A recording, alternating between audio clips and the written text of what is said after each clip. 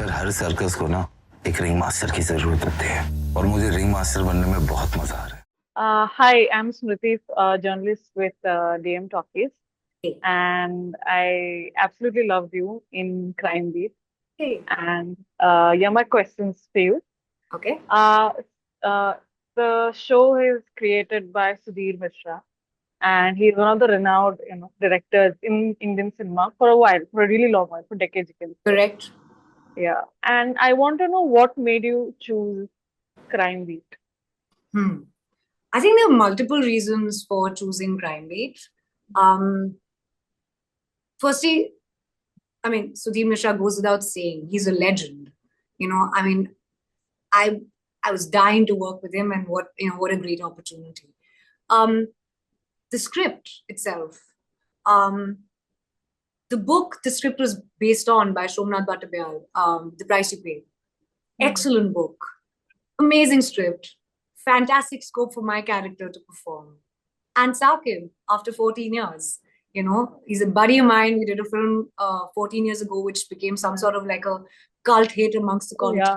Yeah, I love that movie. Hey, thank you. Yeah, and so it was just another opportunity for us to work together. And I think so many of the things kind of aligned, and yeah, there was no way I was saying no to this project.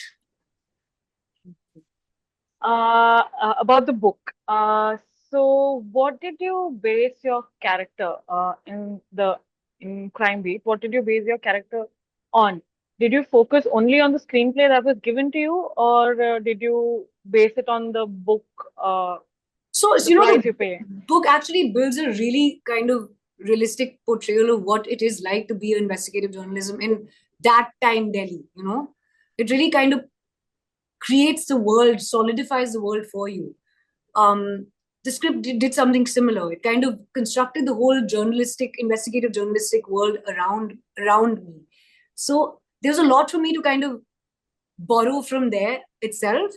Outside of that, I was just talking. I was in another interview, and I was telling her as well that I was lucky enough to be around journalists growing up, and I got to observe them up close. And my parents were friends with a couple of journalists, and I got to see them, and just how they were, mannerisms, where they hung out at the press club, or the Constitution Club in Delhi, and the brand of cigarette they smoked, the clothes they wore, how their ethics were almost always aligned, kind of leaning socialist, and so they're things that I definitely borrowed from there for Maya.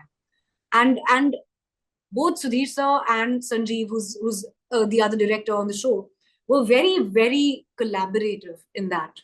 They're very open to suggestions. They're very open to saying that, hey, could I say it like this, or could I add this angle to it?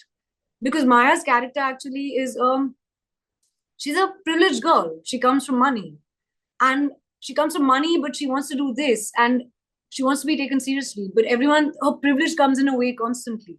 So she's almost ashamed of her privilege, and she's almost like, disassociating with it, saying that's not my money, it's my dad's money. It's not my bottle of wine, I stole it from my dad's, whatever. It's not mine. You know what I mean? So it's constantly, it's that disassociating and saying, take me seriously. I studied this. This is what I trained for. I don't want to do lifestyle. I want to do this. So I definitely borrowed some of her socialist kind of ethos from observing my parents' friends. Yeah. That's actually pretty nice.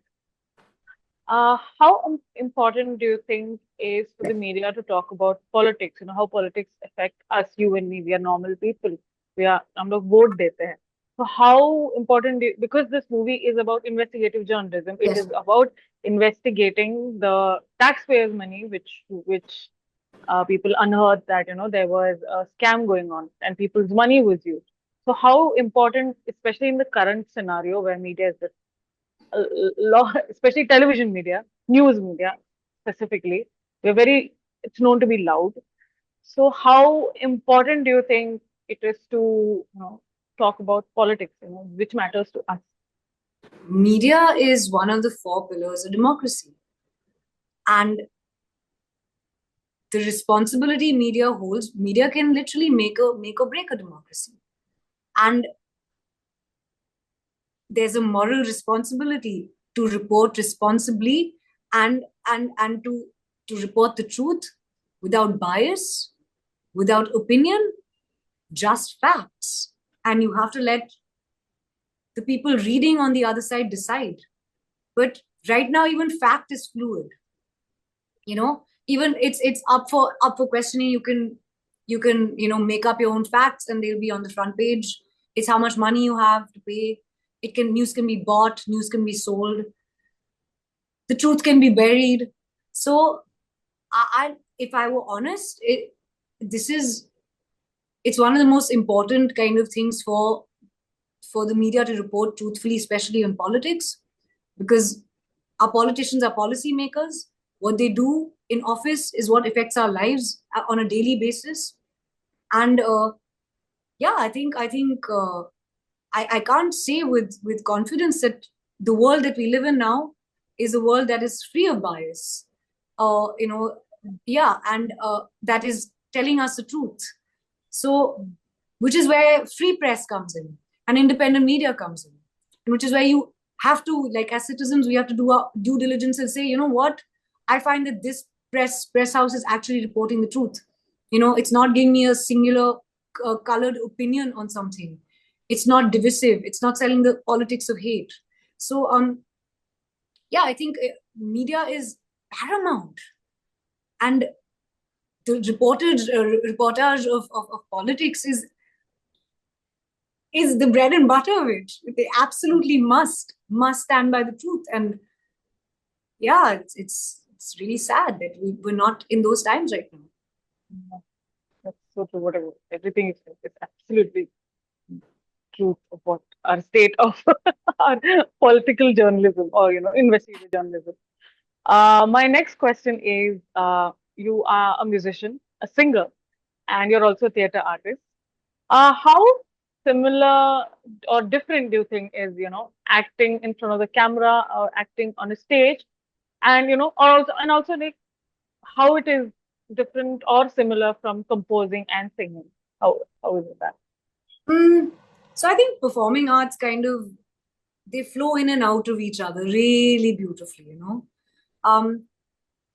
The creative field in general lends quite beautifully to each other. For me, music and theater started together.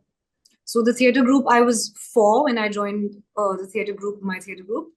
And I got to work with some legends along the way, like some absolute theater legends along the way. Habib Saab being one of them.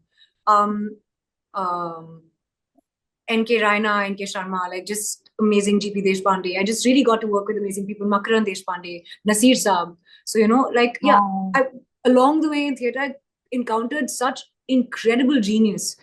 But so music and theater happened at the same time because there was a choir in the theater group that I joined, and I used to sing, so I was put into that. I was all of 4, Wow. And so in a way, my first steps into the world were straight onto the stage. So performing live, whether it's theater or it's music, I think there's a very similar interaction, and a similar relationship with audience. You know what I mean? And there's absolutely no degree of remove. Here I am and here you are, So there's no screen between us. So there's a different kind of adrenaline rush there, There's a totally different kind of adrenaline rush there. And there's a totally different kind of skill set required for that acting as opposed to camera acting. So when I'm on stage, my voice, my emotion must be understood equally by the person in the front row and the person in the last row. And how do I do that? That is a totally different skill. When there's a camera in my face, even an internal thought is caught by the camera. Even the slightest change in your thought will be caught by the camera. Your face may not move, but the camera will catch it. So it's a totally different dance, because now you're like, I have to catch light, I have to catch my end mark, I have to look over the shoulder of the gaffer on the right for my eye line. I have to internalize this character, remember my lines, react to my co-actor.